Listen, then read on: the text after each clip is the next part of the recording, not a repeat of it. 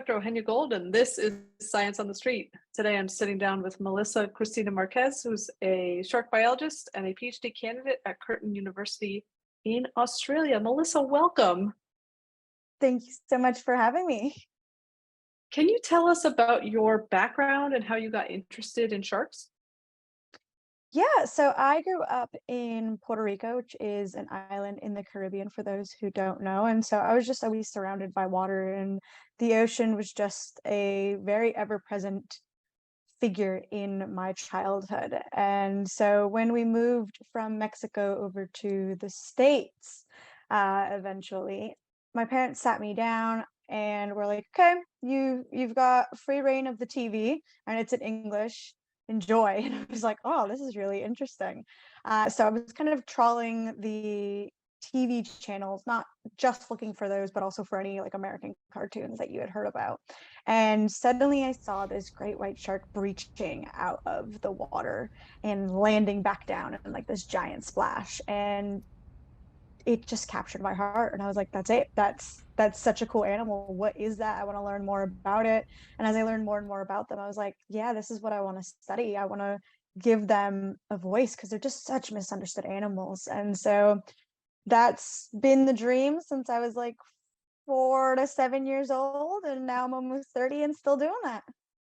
Those original like Discovery Channel, Animal Planet style documentaries, like BBC style documentaries from that era were so good, and I miss them dearly. What do you think are some of their most fascinating adaptations? And I know there's a huge Oh, variety. 500 different species of sharks. And we're discovering new species all the time. And so, even within the shark family, there is just so much variation in regards to body sizes, body types and shapes, diets, migration patterns. I mean, they're just so individualized. And so, I think probably if we kind of collectively put them together, my favorite adaptation are probably the ampullae of Lorenzini. So what these are, if you've ever seen a picture of a shark from the nose up, and it's usually got like a close up of the nose, you'll see what almost looks like blackheads. And what those actually are these jelly-filled pores just dotted along the underside of their snouts. And those jelly-filled pores are actually allowing the shark to pick up like electrical senses from like heartbeats or muscles twitching. And so it's just another extra sense that they use to be able to hunt. So an example I like to give are hammerheads. Hammerheads love stingrays, and stingrays love burying themselves under the sand. And so you would think, oh, if you can't be seen, then you're all right. But with these ampullae of Lorenzini, even though the hammerhead might not be able to see the stingray buried underneath that sand, it could feel it still, and allowing it to hunt more efficiently for that animal. So I think that's such a cool superpower to have. So many people, as you know, fear sharks because of how they are portrayed in popular media, like in movies and things. What is the actual risk to humans, and what measures are being taken to promote coexistence with sharks rather than just fearing them? Yeah, so it's a very small risk of getting bit by a shark. I mean, you're more likely to get smushed by a vending machine than you are of ever getting bitten by a shark. I think one of the reasons why people, I don't want to say overinflate it, but think it's a more prevalent thing than it actually is because of the media. You know, you can have one shark bite that happens somewhere around the world, and that story will get shared hundreds of times. And so it almost seems like it's constantly happening, especially during the summer months, both in the northern hemisphere and in the southern hemisphere. Um, it can seem like it's just a continuous thing, even though it's one event. These are very rare events. And there's many ways that you can protect yourself from those things. Now, nothing is foolproof outside of you just staying completely out of the water.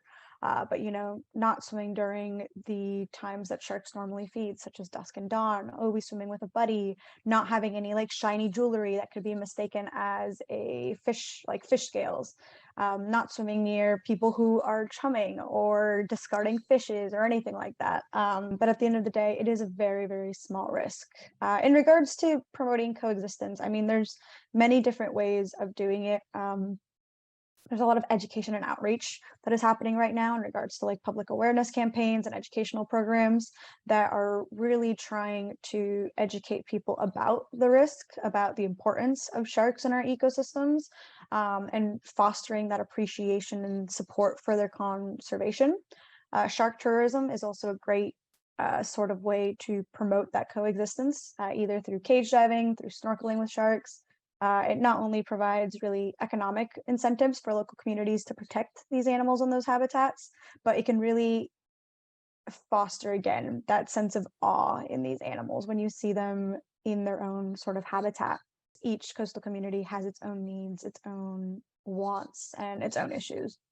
And tailoring those sort of education and outreach programs for the specific community that you're trying to educate is always like a better strategy than just this overarching idea that will work for everybody, because it's not like that. On a different vein, there's seemingly an increasing issue with sharks being affected by cocaine, like especially around the coast of Florida. Mm-hmm. Is that real, or is that another So thing that's like blown out of proportion? I haven't seen the episode in regards to this, and I haven't seen any scientific literature on it. I know that a scientist for NOAA has done some research on it, or has done some work with Shark Week on it, but what the scientific consensus on it is not 100% sure.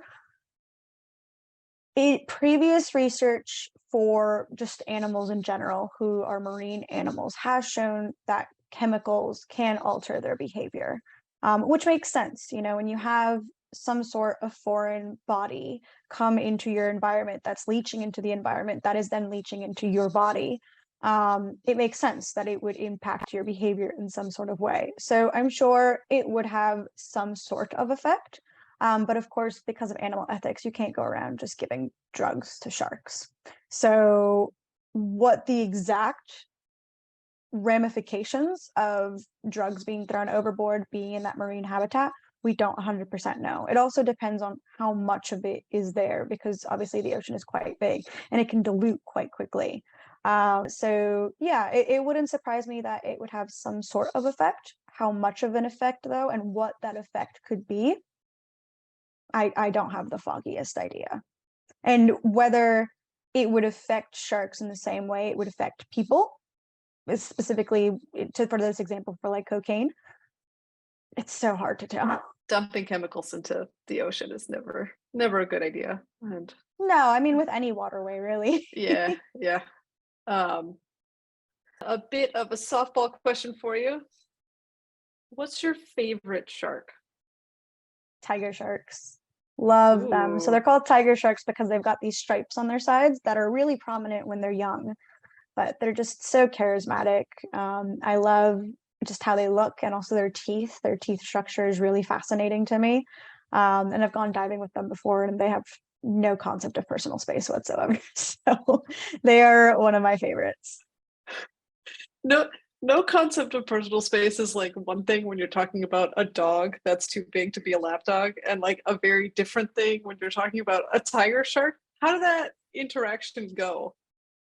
It's fine. They're very curious. And with very similar to like dogs, they test things out with their mouth. And so, you know, for some people that means they have their camera suddenly in the mouth of a tiger shark. Have you ever been in a situation where you're interacting with these sharks and you've felt like you're in danger in some way?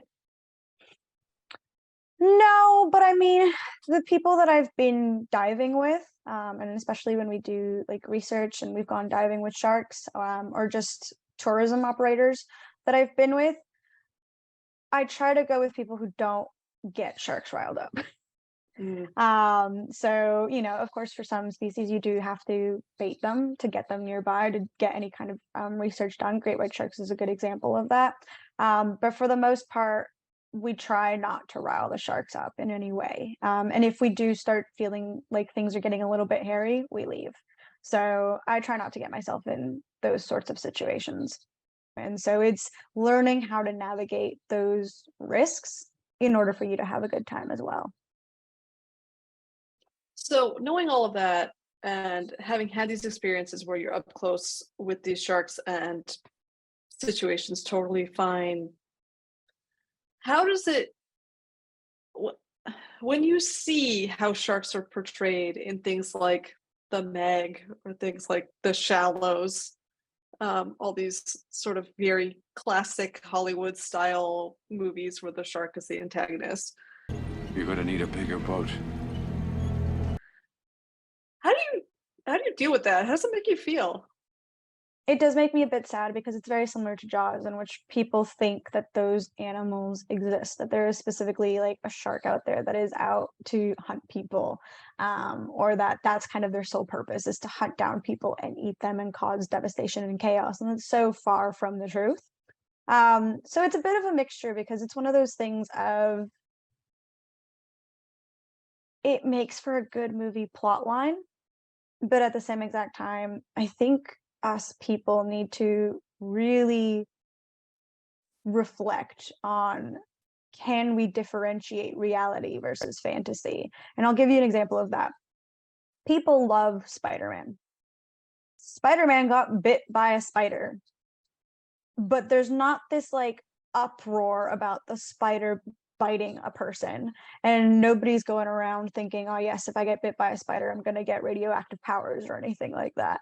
And it's because you can delineate the fantasy versus the reality, whereas if you do something like The Meg, even though this animal hasn't been around for millions of years and we have evidence for that, people, I don't know, it's almost like a fuzzy little line of people being like, no, no, it still exists. It still exists. They ignore the science of it.